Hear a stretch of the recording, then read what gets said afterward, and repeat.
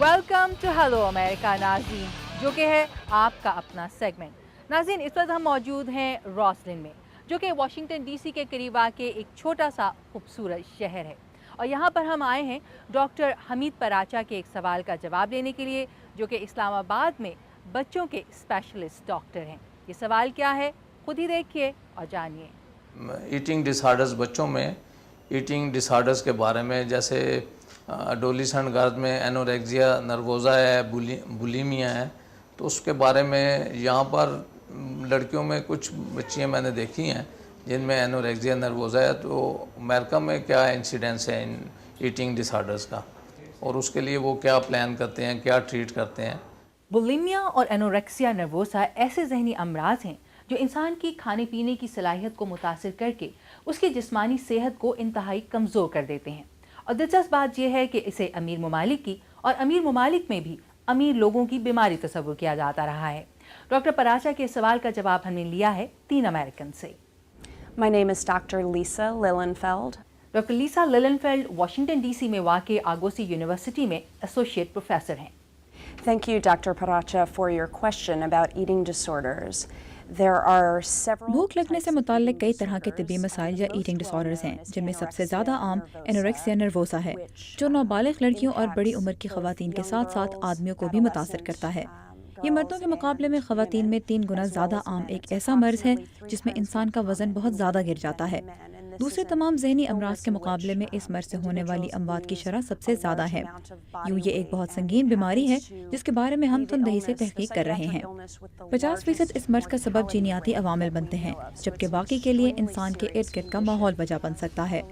دوسرا بڑا ایٹنگ ڈس آرڈر بولیمیا نروسا ہے۔ یہ اینوریکسیا نروسا سے کچھ زیادہ عام پایا جاتا ہے۔ اندازاً 1% نابالغ لڑکیاں اور اس سے بڑی عمر کی خواتین اینوریکسیا سے، جبکہ 1.5% بولیمیا نروسا سے اپنی زندگی کے کسی بھی حصے میں متاثر ہو سکتی ہیں۔ We do have good treatments available for bulimia nervosa. بولیمیا نروسا کے لیے اس وقت ہمارے پاس اینوریکسیا کے مقابلے میں بہتر علاج موجود ہیں۔ فی الحال اینوریکسیا نروسا کے مریض صحت مند وزن کی بحالی کے لیے اسپتال میں جا کر علاج کروانے کو ترجیح دیتے ہیں، اگرچہ گھر پر کسی ماہر جیسے سائیکالوجسٹ کی نگرانی میں خاندان کے افراد کی مدد سے کیا جانے والا ایک انتہائی امید افزا طریقہ علاج بھی دستیاب ہے۔ بولیمیا نروسا کے لیے 2 اہم ٹریٹمنٹس دستیاب ہیں۔ اول چند خاص قسم کی ادویات جیسے اینٹی ڈپریسنٹس مثلاً پروزیک، اور دوسرا کوگنیٹیو بیہیویئرل تھراپی ہیں۔ یہ دونوں علاج بولیمیا کے تقریباً نصف مریضوں کی شفا یابی میں کامیاب رہے ہیں۔ Thank you very much again for your question. My name is Danielle DeVille. I'm 19 years old.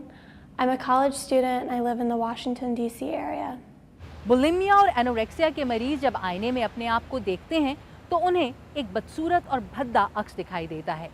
19 سالہ ڈینیل ڈیویل پچھلے کئی سالوں سے اپنے اسی عکس سے لڑ رہی ہیں۔ I was first diagnosed with an eating disorder when I was 14 years old. 14 سال کی عمر میں مجھ میں پہلی مرتبہ ایٹنگ ڈس آرڈرز کی تشخیص ہوئی، پہلے اینوریکسیا، پھر بولیمیا، اور اس کے بعد اگلے 5-6 سال تک ان میں سے کبھی ایک اور کبھی دوسرے کی شدت زیادہ ہو جاتی تھی۔ دوسروں کو میرے بہت کم کھانے اور میرا وزن بہت زیادہ گر جانے کے باعث میرے ٹھیک نہ ہونے کا احساس مجھ سے بھی پہلے ہو گیا تھا۔ میں جتنا کھاتی تھی اسے کہیں زیادہ طبیعت سیر ہو جاتی تھی، میری طبیعت ہر وقت گری گری رہتی تھی، میں مرنا چاہتی تھی، ہر صبح میں مرنا چاہتی تھی۔ مجھے اپنے بیمار ہونے کا معلوم تھا لیکن اینوریکسیا میں مبتلا ہونے کا علم نہیں تھا۔ ہر صبح ناشتہ کرنے کا احساس مجھے خوف زدہ رکھتا تھا، مجھے اپنا آپ انتہائی بدصورت محسوس ہوتا تھا۔ Just feeling disgusting in my body when my body wasn't in fact disgusting at all. My name is Kathleen MacDonald and I'm the Education and Prevention Coordinator for the Freed Foundation, which stands for Recovery and Elimination of Eating Disorders. ناظرین، eating ڈس orders coalition امریکہ میں بولیمیا اور anorexia کے بارے میں آگہی پھیلانے اور ان کے بہتر طریقہ علاج ڈھونڈنے کی خاطر ریسرچ کی مزید سہولیات کی فراہمی کے لیے کام کرنے والی ایک تنظیم ہے، اور کیتھلین میک ڈونلڈ اسی تنظیم کی نمائندہ ہیں۔